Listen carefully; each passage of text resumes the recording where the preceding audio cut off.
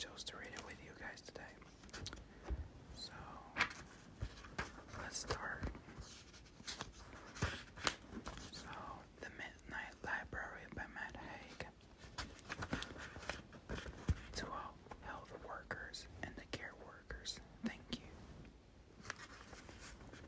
I can never be all the people I want and live all the lives I want. I can never train myself in all the skills I want. And why do I want? I want to live and feel all the shades, tones, and variations of mental and physical experience possible in my life. Sylvia Plath. Between life and death, there is a library, she said, and within that library, the shelves go on and on forever. Every book provides a chance to try another life you could have lived, to see how things would be if you had made other choices. Would you have done anything different if you had the chance to undo your regrets? Chapter 1, A Conversation About Rain. 19 years before she decided to die, Nora's seat sat in the warmth of the small library at Hazeltine School in the town of Bedford. She stared at a chessboard on a low table. Nora, dear, it's natural to worry about your future, said the librarian, Mrs. Elm, her eyes glimmering like sunshine on frost.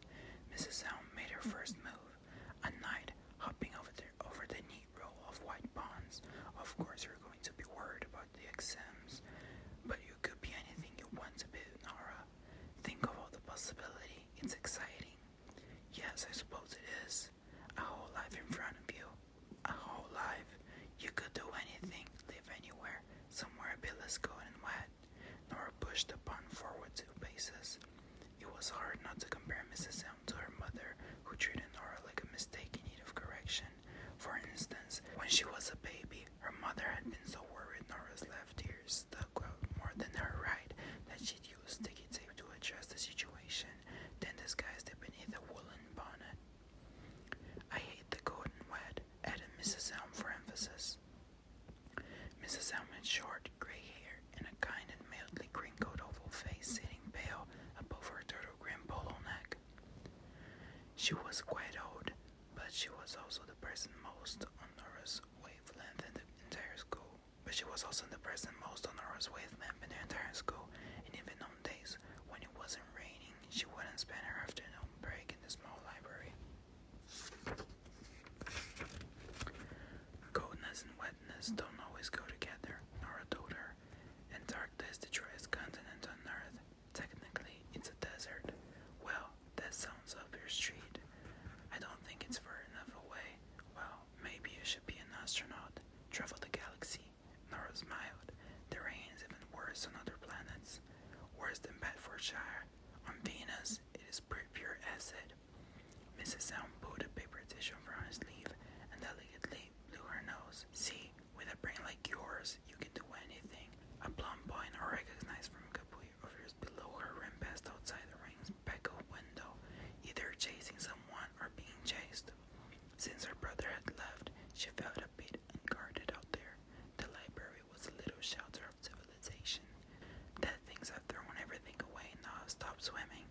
Well, far be it from me to say, but there is more to this world than swimming really fast. There are many different possible lives ahead of you. Like I said last week, you could be a glaciologist. I've been researching and it was then that the phone rang. 1 minute, said Mrs. Elm softly. I'd better get that. A moment later, Nora watched Mrs. Elm on the phone. Yeah, she's here now. The librarian face fell in shock. She turned away from Nora, but her words were audible across the hushed room. Oh, no. No. Oh my God, of course. 19 years later. The man at the door. 27 hours before she decided to die, Nora's seat sat on her dilapidated sofa, scrolling through other people's happy lives, waiting for something to happen. And then, out of nowhere, something actually did. Someone, for whatever peculiar reason, rang her doorbell. She wondered for a moment if she shouldn't get the door at all. She was, after all, already in her night clothes, even though it was only 9 p.m. She felt self-conscious about her oversized Eco Warrior t-shirt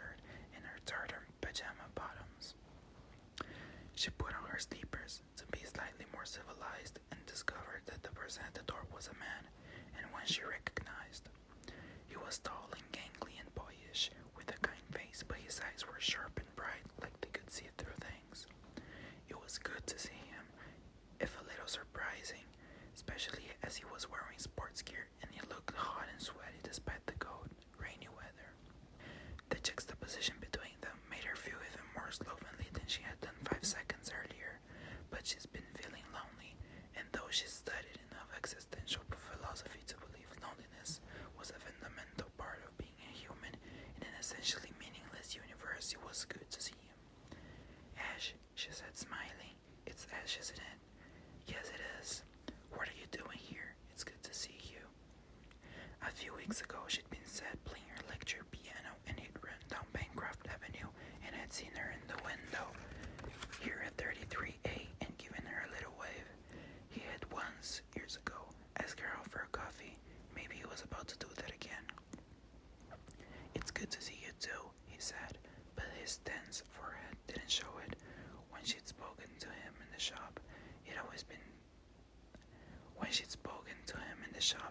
always sounded breezy, but now his voice contained something heavy. He scratched his brow, made another sound, but didn't quite manage a full word. You're running? A pointless question. He was clearly out for a run, but he seemed relieved momentarily to have something trivial to say. Yeah, I'm doing the bet for a half. It's this Sunday. All right, great. I was thinking of doing a half marathon, and then I remember I hate running. This had sounded funnier in her head than it did as actual words being vocalized out of her mouth. She didn't even hate running, but still she was perturbed to see the seriousness of his expression. The silence went beyond awkward into something else. You told me you had a cat, he said eventually. Yes, I have a cat. I remember this name, Voltaire, a ginger tabby. Yeah, I call him Volts. He finds Voltaire a bit pretentious. It turns out he's not massively into 18th century French philosophy and literature. He's quite down to earth, for a cat. Ash looked down at her slippers. I'm afraid I think he's dead. What? He's lying very still by the side of the road. I saw the name on the collar. I think a girl might have hit him. I'm sorry, Nora.